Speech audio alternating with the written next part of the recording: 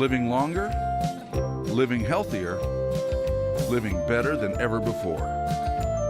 Welcome to Mountain Pacific's Healthy Living for Life, a weekly series that gives you the information, education, and expert insight you need to become an active participant in today's ever-changing healthcare climate. Here now is today's program host.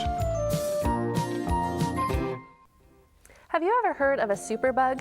Many times when we talk about something being super, it's a good thing.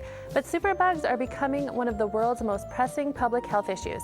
Today we're talking about bacteria, or bugs, that can make us very sick and no longer respond to even the most powerful medications we have to fight them. So what can we do about it? I'm your host, Beth Brown. Welcome to Healthy Living for Life, a show dedicated to helping you do just that. Stay tuned, we'll be right back. Welcome back. Since the 1940s, antibiotics have greatly reduced illness and death from infectious diseases. But these medications have been used so widely and for so long that they're becoming less effective. Each year in the U.S., at least 2 million people become infected with bacteria that are resistant to antibiotics. I'm joined now by Dr. Donald Skillman and pharmacist Tom Richardson, who are going to help us better understand the public health issues surrounding the overuse and misuse of antibiotics and how we've contributed in the creation of superbugs. Thanks so much for being here this morning, gentlemen. So Dr. Skillman, let's start with you. Can you just tell us what we're talking about here? What are antibiotics? Antibiotics are medications that we use to fight infections. And infections are caused by microbes. Those microbes, we usually call them germs. Those can be bacteria or viruses or fungi. And it's a different class of medication that's used to kill each type of organism like that. So the antibiotics that we're most familiar with are the ones used to kill bacteria because those cause the most common types of infections. Okay, and so Tom, what happens if we take antibiotics when we don't need them? So one of the things that we've seen nationally is that we have had issues with overutilization of antibiotics. And what we've seen is that bacteria have become resistant to a lot of the traditional classes that we've used throughout the years. And as this continues on, the bacteria get more and more resistant, really limiting our options to be able to treat infections, and really puts healthcare providers in a bind to when patients come to the hospital or come into the clinics that need antibiotics. A lot of those no longer become effective treatment regimens. And how does that happen? How do they become resistant? Yeah, that's a really good question. Bacteria are really old. They're billions and billions of years old. So they've been on Earth longer than we have, and they've developed really sophisticated resistance mechanisms. And as we've used more and more antibiotics, they're able to really adapt to seeing and having exposure to those antibiotics and upregulate genes, which eventually leads to them being able to ward off any antibiotics that come their way. And as overutilization occurs of giving too much antibiotics, we see this becoming more and more of a problem. And national and even worldwide organizations like the CDC, the FDA, the World Health Organization, they're talking about how antibiotic resistance is becoming a huge public health issue. What are the effects? Why is this such a huge concern, not only in this country, but around the world? Well, when you get a resistant type of infection, it's much harder to eliminate.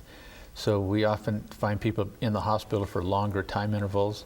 They may be much more sick. Instead of so sick, they're deadly sick. We need to use the more expensive antibiotics that often have more harsh side effects. And so the hospital bill is higher, the patient pays more money, they're in the hospital longer, and their survival is lessened also. These highly resistant bacteria can be so difficult to kill that they can kill the patient before we can kill all the germs. Wow. And there are several strains of antibiotic-resistant bacteria out there. What are some of the biggest threats that we have right now when it comes to antibiotic resistance? There are a lot of threats out there, you're right, and the CDC does surveys nationwide and worldwide to see what the big ones are. The leading one in America right now is a bacteria called Clostridium difficile, or C. diff. It's a germ that lives in a lot of people's intestinal tract, and when we give those people antibiotics, the antibiotic will kill the majority of the germs, but the C. diff will stay behind and have a great day because all the competition is gone. So it rises to a huge population and causes just a horrible diarrhea. In some circumstances, it's a very deadly diarrhea. And that is becoming increasingly difficult to cure. We find a lot of people who need several courses of antibiotic therapy before we can eradicate it. Are there others that people should be aware of? Yes, some of the other big ones that are resistant are tuberculosis on a worldwide scale, streptococcus, and we probably all heard of that staph called MRSA, which is methicillin-resistant Staphylococcus aureus. That requires a variety of expensive antibiotics to kill. Staphylococcus is a very aggressive bacteria. It can kill people easily. It can get into the bloodstream and spread to heart valves and bones and the brain. So we take that one very seriously, and we put people in isolation when they have that in the hospital. Okay. And Tom, maybe you could take this one. It seems like the obvious question here is, why can't we just make more, bigger, better antibiotics to battle some of these superbugs? Yeah, and I think that's a really interesting question.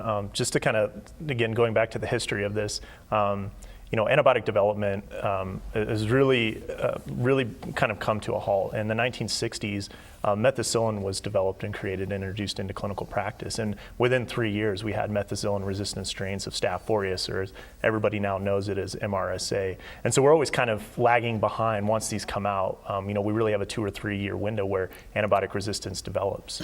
So we really have to develop antibiotics at a rate that really exceeds anything that we've been able to do to this point. As the years have gone on, development's become less and less profitable for pharmaceutical companies. And we've seen that. We know that in the 80s, we used to have dozens of antibiotics come to market. There were a lot of novel entities that were introduced.